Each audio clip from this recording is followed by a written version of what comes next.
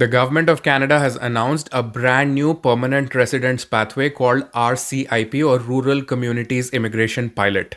In this video, we are going to talk about this pilot program in detail. But before we get started, my name is Madhur Parashar. My contact information is here on this video. In case you need help with your immigration applications, feel free to schedule a paid consultation call using the link above, or get in touch with me over email or text for our paid immigration services. Now let's get started with the video. So the government has announced a very exciting program called RCIP, or Rural Communities Immigration Pilot Program. What's very exciting about this program is that it is open for both inside Canada and outside Canada applicants who can arrive directly as PRs. The education and language requirements are also quite low. So in today's world, where outside Canada applicants have very few pathways to come to Canada as directly as PRs, this pathway offers them a low language cutoff, low education, direct to PR pathway. So let's talk about the history of this program a little bit. So for background, there used to be RNIP, or Rural Northern Immigration Pilot Program.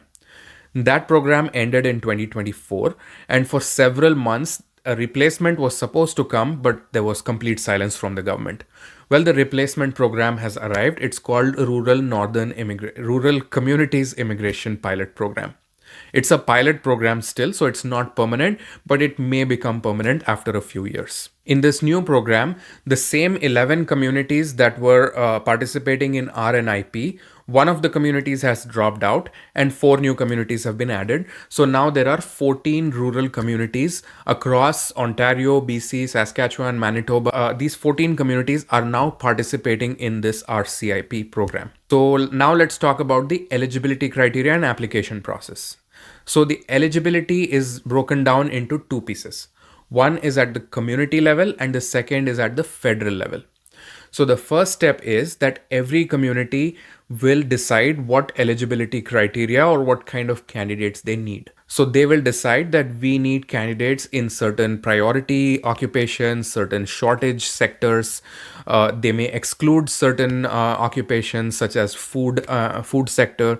So they will decide which occupations they want to endorse. If you have a job offer from an employer located in one of those communities, and that job offer meets the requirements of that community, then the community will give you a community endorsement letter. You take that community endorsement letter, attach it to your PR application, and send it to the federal government.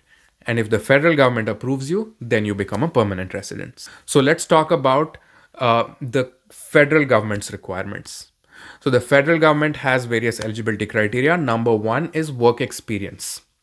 So the federal government says you need 1 year or 1,560 hours or equivalent part-time work experience in a tier level that is related to the tier level of the community job that is being offered to you. So what does this mean? First, so for example, if your job offer in the community is at tier 0 or 1, then your 1 year work experience needs to be in tier 0, 1, 2, or 3.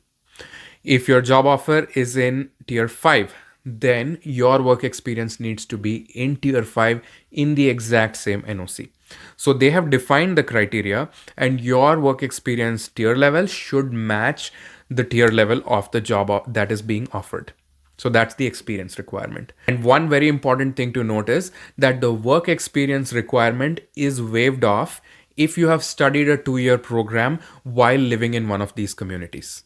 Second, language benchmark requirement. The CLB language score you need depends on the tier level of the job that is being offered to you. So if it's a tier 0 or 1 job, you need CLB level 6. For a lesser tier, you need CLB level 5, and for 4 and 5, you need tier level just CLB 4. So the language score is quite lenient, it's easy to achieve, and it's flexible depending on your tier level. Then there is settlement funds. You need to show enough money in your bank balance to prove that you have enough settlement funds to live in Canada. And finally, education wise, you need to have education credential evaluation report to show that your education is equivalent to a Canadian high school or above. So that's a pretty easy requirement to meet. All you need is a high school education. So that's it. This eligibility criteria is quite simple. Go to one of these communities, find an employer that is approved by that community. If they give you a job offer and the community approves that job offer, they will give you an endorsement letter. You take that endorsement letter along with your PR application to the federal government. If you meet the federal government's criteria, then you can apply for PR and you will become a permanent resident. So this is a very exciting new pathway open to both in Canada and outside Canada applicants that allows you to arrive directly as PR.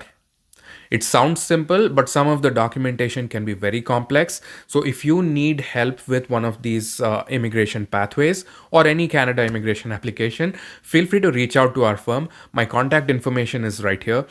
Feel free to schedule a paid immigration consultation call or reach out to me over email or text for our paid immigration services. On this channel, we will continue to bring you the latest Canadian immigration news and analysis. So make sure you like, share, and subscribe to this channel.